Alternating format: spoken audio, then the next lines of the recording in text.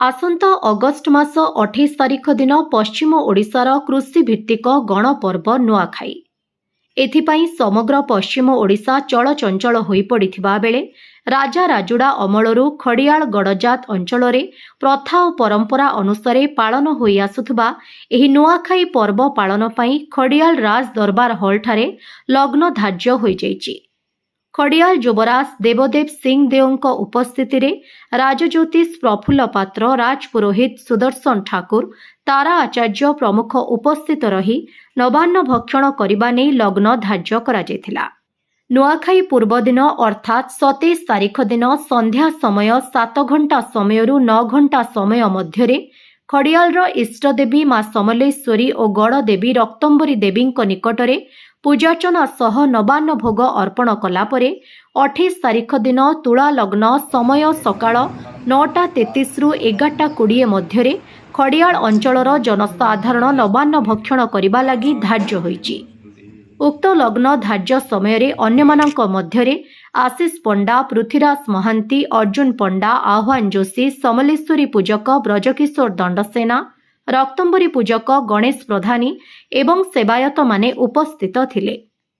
राजतंत्र समय खड़ियाल अंचल खड़ियाल राज्यर जिला से भितर लोक मैंने नवान्न भक्षण करने आगर पंडित मैंने राजदरबार में बसी लग्न निर्धारण करते। बर्तमान से परंपरा चली आई भी खड़ियाल पंडित मैंने सब बसी गोटे विशुद्ध लग्न निर्धारण कराई।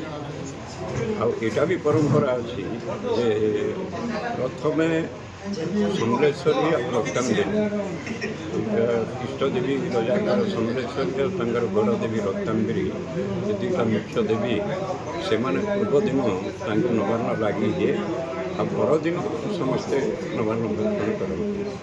तो 27 तारीख दिन संध्या 7 घंटा 9 घंटा भितर समलेश्वरी और रत्नांबरी को नवान्न लगे तार दिन 28 तारीख दिन 9 घंटा 33 मिनिट 11 घंटा 20 मिनिट भितर विशुद्ध तुला लग्न समस्ते नवान्न भक्षण करने स्थिर करा।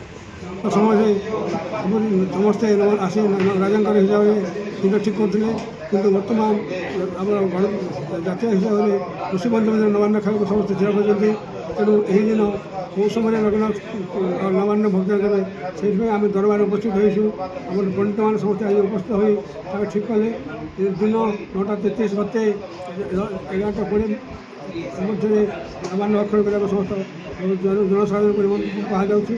आम गणदेवी रक्तंबरी और समलेश्वरी से 27 तारीख दिन राति 7टा गते 9टा मध्य भोग लगे नवान्न। तेणु जनसाधारण को अनुरोध कर समस्त बेसी खर्चांत न हो आनंद मन नवान्न पोषण करने। 27 तारीख दिन बड़देवी माँ रत्नांबरी और इष्टदेवी माँ समलेश्वरी पाखे संध्या 7 रु राति 9 बजे मध्य नवान्न भोग लगवा और 28 तारीख दिन ये अंचल खड़ियाल अंचल सबू जनसाधारण नुआ खाइबे। आम समय धार्य कराई 9:33 रु लेकर 11:20 मध्य आउ देश स्वाधीन होगा दिन ठार दरबार में लग्न और समय धार्य नुआखाई लगी कराऊे। ए वर्ष मध्य पंडित सुदर्शन ठाकुर, पंडित ताराचार्य बलपंडा और आम राजज्योतिष प्रफुल्ल रत्नंबर उपस्थिति रे आमे समय और लग्न धार्य करूँ। नुआपड़ा जिल्लारू जगन्नाथ सागर का रिपोर्ट ओडिशा हाइलाइट समाचार। खबर दुनिया रे जोड़ी हेबा पाई सब्सक्राइब करंतु ओडिशा हाइलाइट समाचार को आउ दबे दियंतु बेल आइकन को सर्वप्रथमे खबर पाइबा पाई।